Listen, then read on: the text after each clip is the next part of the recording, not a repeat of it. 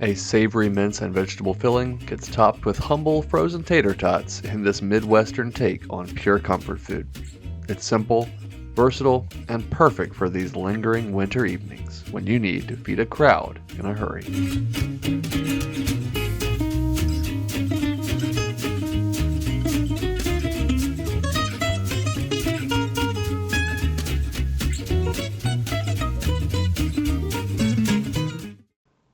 Alright, we'll kick things off with a large skillet over medium-high heat, to which we will add 1 pound of Italian sausage, followed by 1 pound of ground beef. You do want some fat in this ground beef, so 85-15 or 80-20 would be just fine.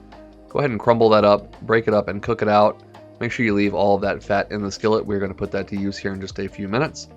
Once that meat is mostly crumbled up and cooked through, we're going to go ahead and use the beef and all of its fat to cook our mirepoix, which is just 1 onion, a couple of large carrots, and a couple of ribs of celery, which I have diced.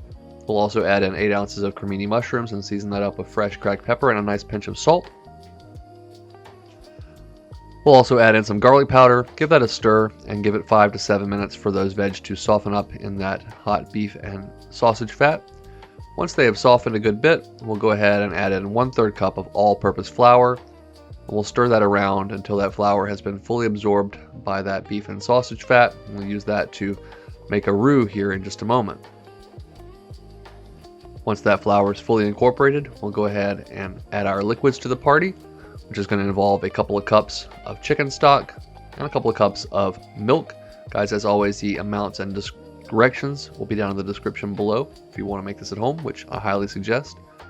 Go ahead and stir that around. We'll add in a splash of soy sauce and a tablespoon or so of Dijon mustard for some tang and body. Get all of that well combined and bring it up to a simmer. Because of that flour in there, this is going to thicken up nicely. If it is still too thin for you, then just go ahead and simmer it until it reduces to your liking. This was just perfect. I tasted it and adjusted the seasoning with salt and pepper, and added in a couple ounces of freshly grated Parmesan cheese, along with a cup of frozen corn and a cup of frozen peas to make this, super healthy and all. At this point, you can go ahead and kill the heat. Just stir those frozen vegetables around. And we're going to go ahead and dump this lovingly into a 13x9 baking dish and preheat our oven to 425 degrees. Go ahead and spread that out into a nice even layer.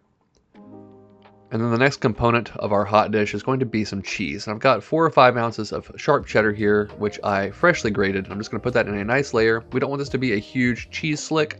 We just want some cheesy flavor, and it's going to be a beautiful binder to help stick our tater tots. Yep, pre-made frozen tater tots right on top. You just want to do these in a single layer, get them nice and even.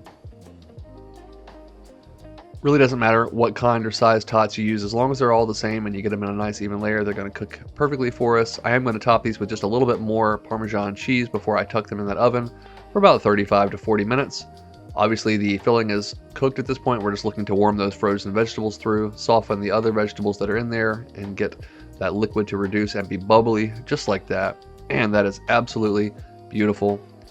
A lot of things about this dish really remind me of shepherd's pie, except that it's a lot easier to make because you don't have to make homemade mashed potatoes to pipe on top. So in my book, that's a win, at least on most weeknights. Those shortcuts are a huge time and lifesaver.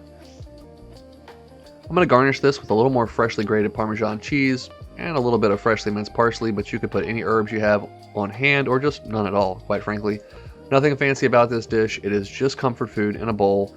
That filling is rich and meaty. Of course, you could put any vegetables or leftovers you have sitting in the fridge right in there. It's a perfect vehicle for leftovers or to clean out your fridge. It is warm and comforting and filling, and honestly not super terrible for you. I mean, kind of carb heavy, but you can definitely control how much fat and bad stuff you put in here. So highly recommend you make this. As always, make it your own with whatever you have on hand or like, and enjoy a hot dish of your very own making.